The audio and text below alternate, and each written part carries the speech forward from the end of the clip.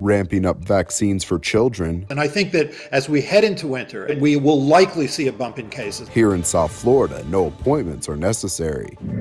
New year, a new plan for buses in Miami-Dade. And our discussion is we want to make the buses run faster, right? Speeding up by bringing the number of stops down. Despite the injury, Tua getting back on the field.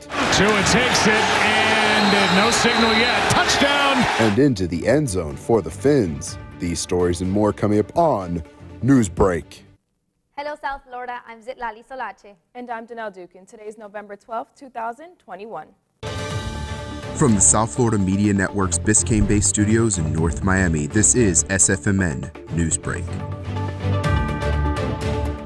A vaccine rollout for younger kids after FDA approval. The long-awaited vaccination for kids ages 5 to 11 is finally here. The network's Alejandra Garcia tells us how and where kids can get immunized.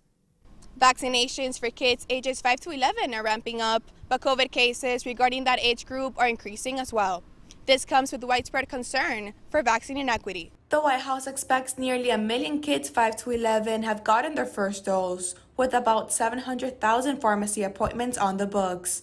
114 children's hospitals and doctors' offices are offering vaccinations, and there are mobile clinics in some places, along with school clinics. But getting more kids vaccinated is often a battle against equity.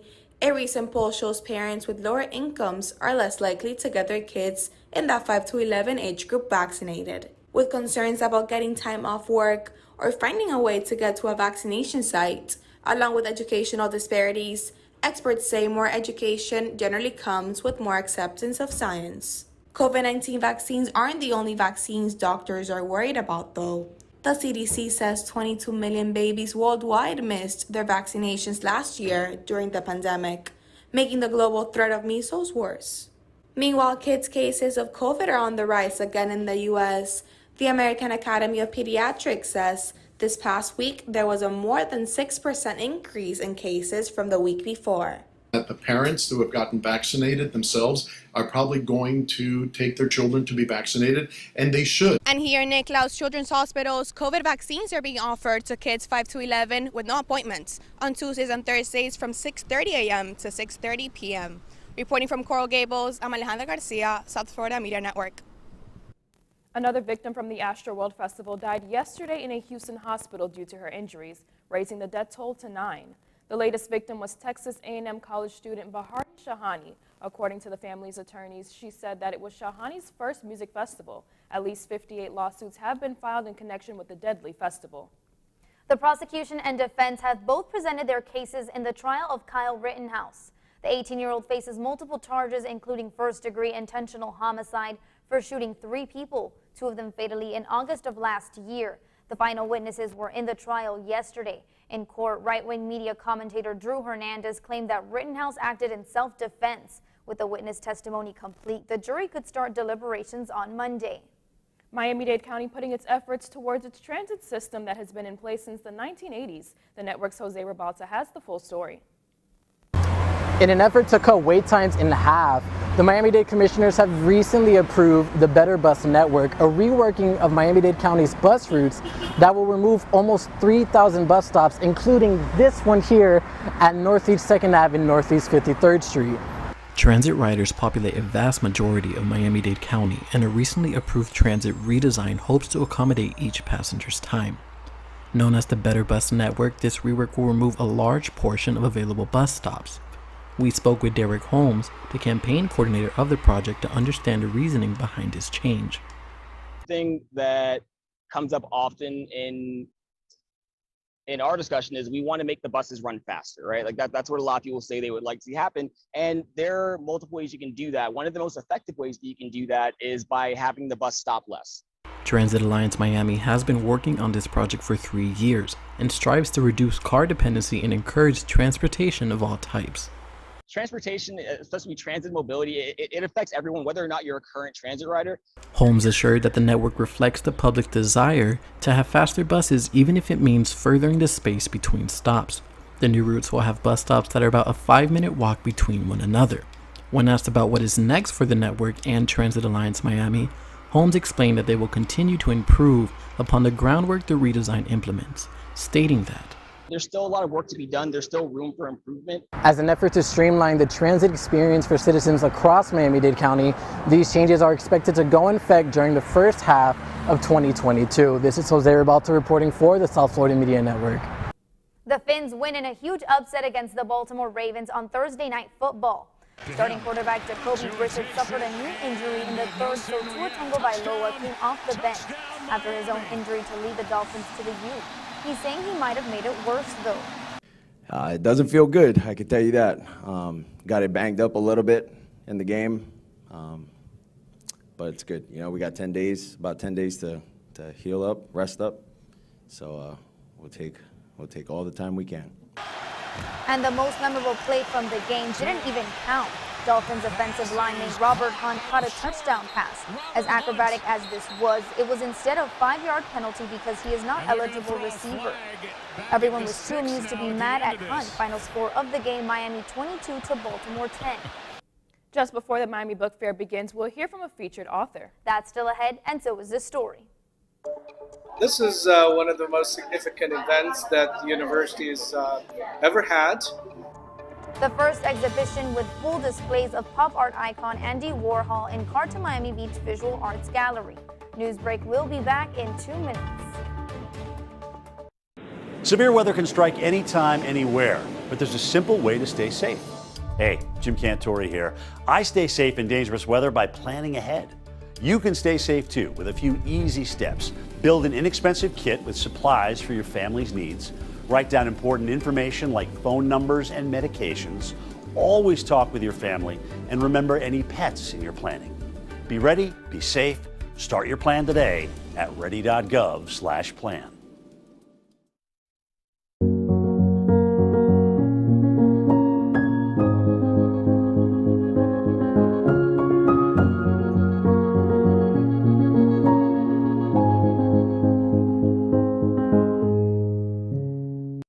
Whether it be sports, music, or art, we're all good at different things. But when it comes to texting and driving, no one's good at that.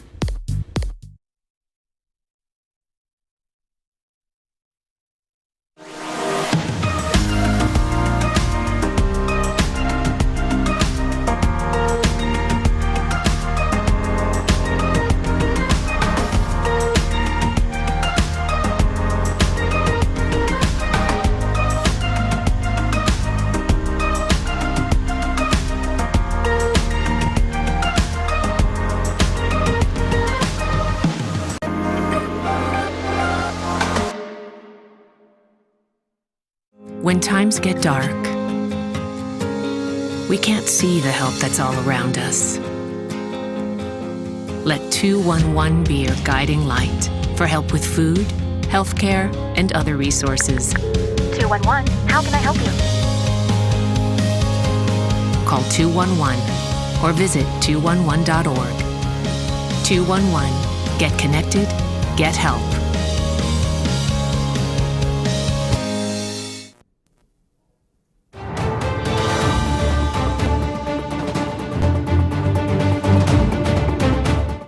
Portraits and other images of contemporary art icon Andy Warhol were seen at a Miami Beach exhibit. Warhol was known for creating amazing images with his paintbrush. But as the network's Leonis Polanco reports, the photographs taken of him are simply stunning.